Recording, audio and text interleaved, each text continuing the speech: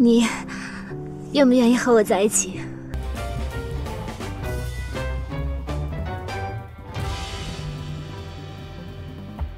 ？Yutu mengerutkan kening.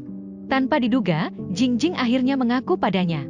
Melihat senyum penuh harap Jingjing, Yutu masih menekan keengganan di dalam hatinya.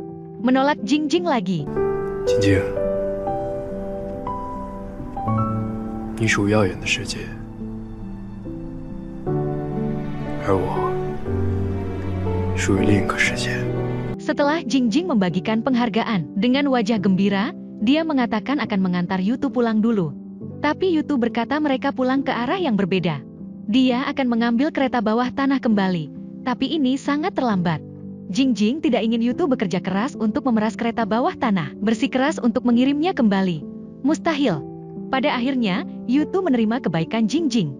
Tapi Yutu sudah linglung di dalam mobil. Jingjing menatap Yutu dan melihat sesuatu yang aneh. Ambil kesempatan untuk menemukan topik untuk ditanyakan. Kenapa kau datang sendiri? Bagaimana dengan Zai Liang? Yutu mengatakan itu karena dia takut Zai Liang akan angkat bicara. Jadi setelah memikirkannya berulang kali, saya tidak membawa Zai Liang. Jingjing mengingat apa yang dikatakan Yutu tentang pekerjaannya saat ini. Saya seorang desainer ruang angkasa. Tanyanya kapan dia berencana untuk kembali bekerja. Yutu dengan tenang mengatakan bahwa dia akan kembali besok. Lalu berkata, saya mungkin tidak punya waktu untuk bermain game di masa depan. Dan aku tidak bisa memberikan hadiahmu lagi. Dan saat Yutu mengucapkan kata-kata ini, sepertinya mengucapkan selamat tinggal pada Jingjing.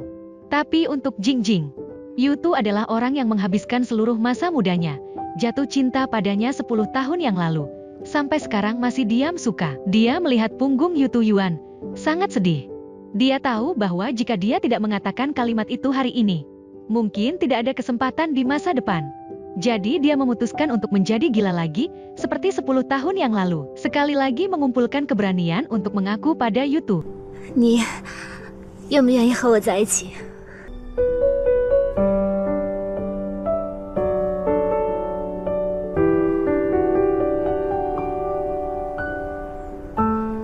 晶晶，你属于耀眼的世界，而我属于另一个世界。 Ditolak sekali 10 tahun yang lalu. Tanpa diduga 10 tahun kemudian, Jingjing sekali lagi memberanikan diri untuk mengaku padanya. Juga ditolak. Pada saat ini, Jingjing juga menyerah sepenuhnya. Pada akhirnya, menahan air mata, dia menoleh dan pergi. Dan alasan kenapa Yutu menolak, itu karena dia merasa tidak layak untuk Jingjing yang mempesona.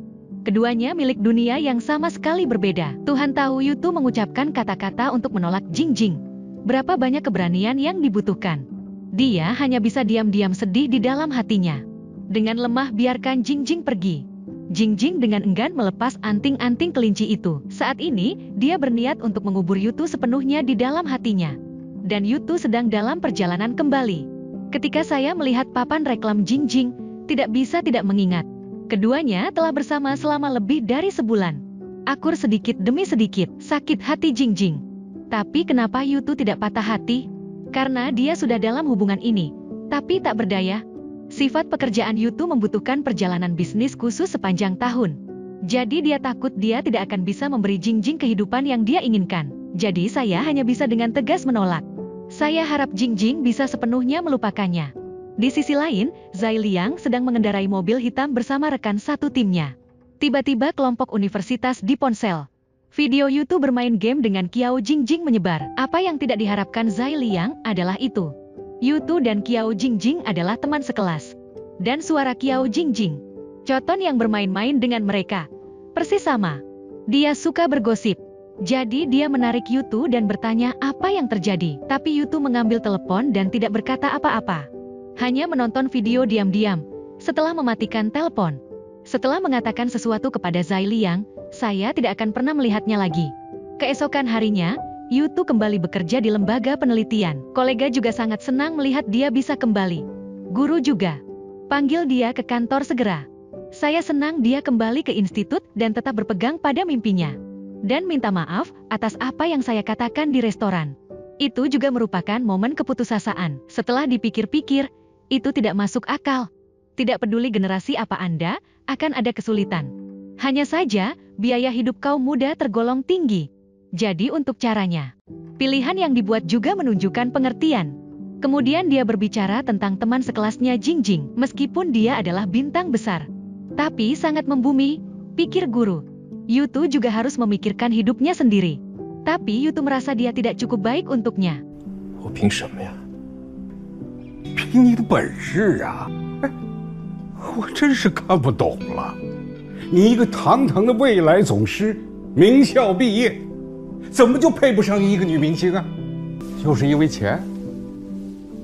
这样说吧，就算你年薪100万千万，恐怕你也没有人家挣得多。我们航天是最浪漫的职业，这个你还不明白吗？